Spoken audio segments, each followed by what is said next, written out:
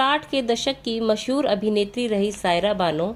एक दौर था जब सायरा बानो की खूबसूरती और मासूमियत पर लोग अपना दिल हार बैठते थे। लाखों लोगों को दीवाना बनाने वाली सायरा बानो की प्रेम कहानी भी उनकी ही तरह सबसे अलग है। सायरा बानो की मां नसीम बानो भी 40 के दशक की मशहूर अभिनेत्री थी।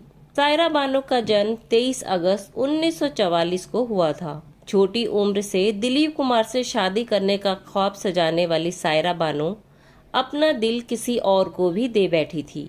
20 जुलाई जुबली कुमार यानी राजेंद्र कुमार जी का जन्मदिन होता है। कई दिग्गज अभिनेता हुए, लेकिन जुबली कुमार का टैग सिर्फ राजेंद्र कुमार को मिला। आज बात करेंगे राजेंद्र कुमार और सायरा बानो के रिश्ते के बारे में। राजेंद्र कुमार और सायरा बानो ने पहली बार 1964 की फिल्म में काम किया था। फिल्म थी आई मिलन की बेला।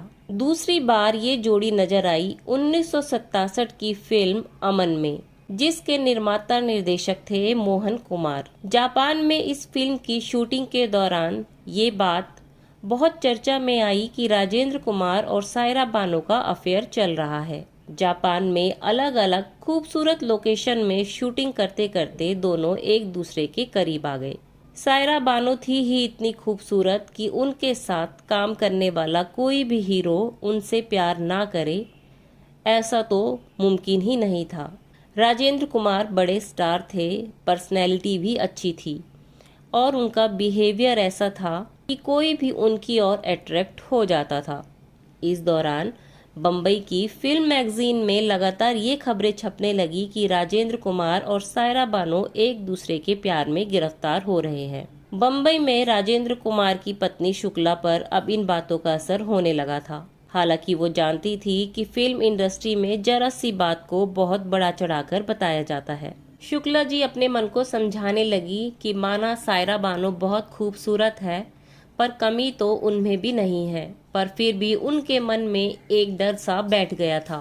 वो इस अफेयर की सच्चाई जानना चाहती थी, तो उन्होंने सीधा जापान में अपने पति राजेंद्र कुमार को फोन किया और पूछा कि क्या तुम्हारा अफेयर चल रहा है। तब राजेंद्र ने जवाब दिया, नहीं, ये कैसी बातें कर रही हो तुम, ये शक करना बंद करो और बेवजह का फितूर मत पालो। तब शुक्ला जी कुछ हद तक शांत हो गई। बहरहाल राजेंद्र कुमार जापान से लौट आए। इसी समय मार्च में उनकी फिल्म सूरज रिलीज हुई। फिल्म हिट साबित हुई और उसी समय में राजेंद्र कुमार ने पाली हिल बांद्रा में एक बंगलो खरीदा।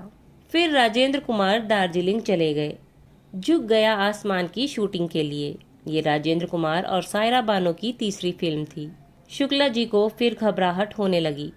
हीरोइन कोई और होती तो बात कुछ और थी। हीरोइन थी सायरा बानो। दोनों दार्जिलिंग में थे, एक दूसरे के बहुत करीब। फिर भी शुक्ला जी ने मन को समझाकर खुद को घर को सजाने संवारने में मशरूफ कर लिया। जब राजेंद्र कुमार दार्जिलिंग से वापस आए तो परिवार ने यूरोप घूमने का प्रोग्राम बनाया। जुलाई और अगस्त दोनों महीने इस परिवार ने यूरोप घूमना था। वहाँ बहुत अच्छा समय बीता। एक दिन राजेंद्र कुमार ने कहा कि हमें 23 अगस्त को वापस लौटना होगा। तब शुक्ला जी ने कहा, हमारी रिटर्न टिकट तो 24 अगस्त की है। तब राजेंद्र कुमार ने कहा, मैंने शेड्यूल चेंज कर दिया था। शुक्ला जी को हैरानी हुई कि ऐसा कौन सा काम आ गया जो राजेंद्र कुमार एक दिन पहले ही जाने को कह रहे हैं। 23 अगस्त को वो लोग भारत आ गए और यहाँ आते ही शुक्ला जी को क्लियर हो गया कि 23 अगस्त को वापस आना क्यों जरूरी था। 23 अगस्त को सायरा बानो का जन्मदिन था। सायरा बानो ने बहुत बड़ी पार्टी थ्रो की थी और जोर देकर राजेंद्र कुमार को कहा था कि आपको आना ही है। सायरा बानो का पाली हिल वाला बंगला सजा हुआ था।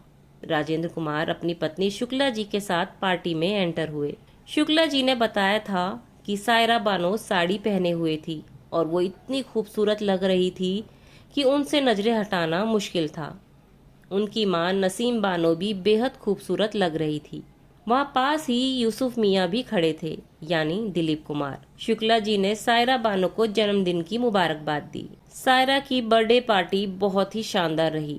अगले दिन जो खबर सबसे खास छपी वो थी सायरा बानो और दिलीप कुमार के एंगेजमेंट की। शुक्ला जी ने बताया था कि खबर सुनकर हम शॉक्ड हो गए। मुझे नहीं पता इस खबर का राजेंद्र कुमार के मन पर क्या असर पड़ा होगा, पर मैं हमेशा उनके साथ थी। झुक गया आसमां का आखिरी शेड्यूल था। मैं भी राजेंद्र जी के साथ दार्जिलिंग गई थी और सायरा के साथ दिलीप कुमार और उनकी माँ थी। ये फिल्म दोनों की आखिरी फिल्म थी।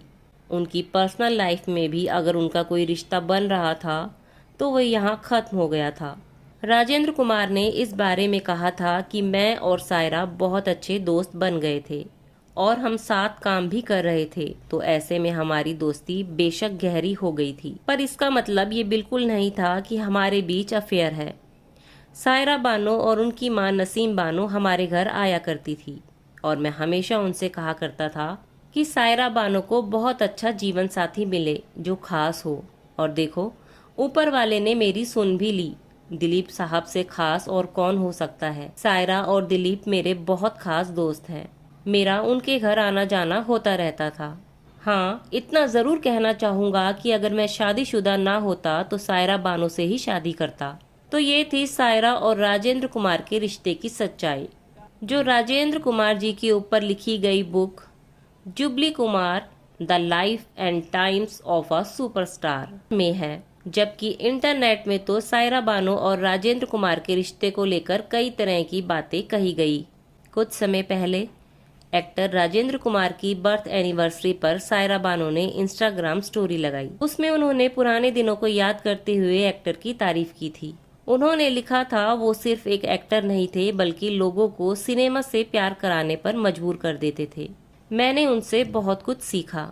राजेंद्र जी अच्छे फैमिली फ्रेंड और हमारे शुभचिंतक थे। सायरा बानो ने अपने अफेयर की बात सिर्फ दिलीप कुमार के साथ ही स्वीकार की है।